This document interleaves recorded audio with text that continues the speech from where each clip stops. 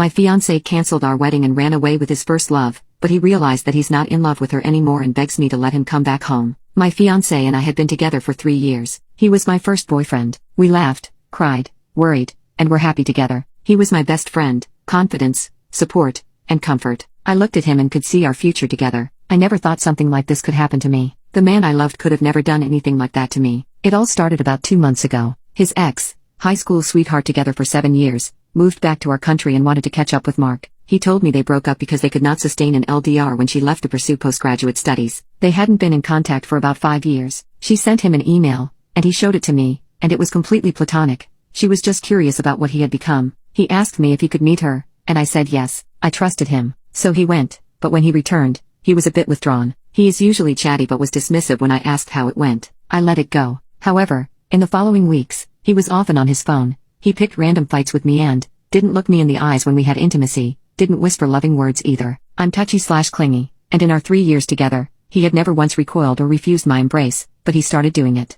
I usually hug him like a koala when he returns home from work, but he only lets me do it twice. It was such a sudden change. I asked him what was wrong, but he just said he wasn't feeling too good then. On a Saturday, I visited his grandma, as we usually knit together, and I was gone the whole day. I feel close to her. When I came back, I found him packing his stuff. My whole world fell apart. He was being so cowardly. He told me he was sorry for making me suffer like this, but sometimes life gives you a second chance, and you have to recognize it for what it is. He loved me but realized the feelings weren't the same when he met his ex. He said he regretted letting go of her, that he had found himself again. It had been a difficult choice for him, but he had to take this chance. His ex wanted him back. She had realized what she had lost and risked losing for good when he told her he was getting married. He refused her initially, but as time passed and they talked together, his old feelings returned. He hoped I would forgive him one day and understand. I cried as he was talking. It sounded stupid, but it was like a stranger in front of me. He said he would still pay rent and part of the bills until our lease was up and I could find another place. He makes a lot more than me, and I couldn't afford to live in our apartment alone. I begged him not to make this mistake, that he was being fooled by an idealized memory of their past together,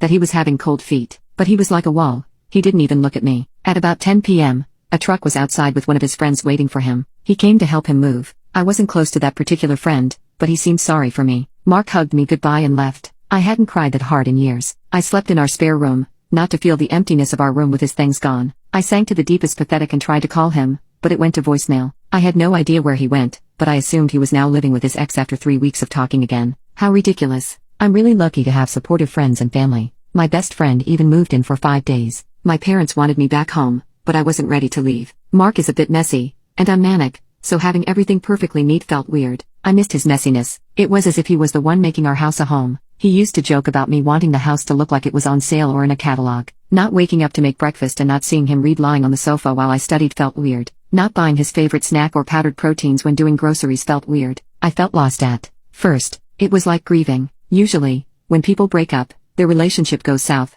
but to me, it comes out of nowhere. I still loved him. I was still planning the wedding and working on my side to build our future together. It was all gone in a day. I wish I had been smarter and refused to meet his one that got away. His family was dumbfounded. I still went to see his grandma, and she told me he was a fool and that he would come crawling back to me. She was the first person who managed to make me laugh. His mom, my mom, and I started making calls to cancel all reservations. Luckily, the store agreed to take back the dress. We didn't pay much for the location as we canceled early. Next was to inform the guests. He had been gone for about 3 weeks then. His family was furious with him, so they didn't contact him much. My only contact with him was the signed check he made to cover the wedding cancellation. However, about a week ago, I received a letter from him. He apologized for leaving me like this. He said he made the biggest mistake of his life. He couldn't even believe what he had done. He was writing me this letter because he dared not face me. You were right. I was running after a perfect relationship that had never existed. I regret it so much. I thought I was in love with her, but I was in love with what she represented. My younger self had no responsibility and only dreams. I had cold feet and got afraid of moving forward into this new segment of my life. I couldn't stop thinking about you when I was with her. She is not you. She doesn't know me or love me like you. She doesn't smell like you.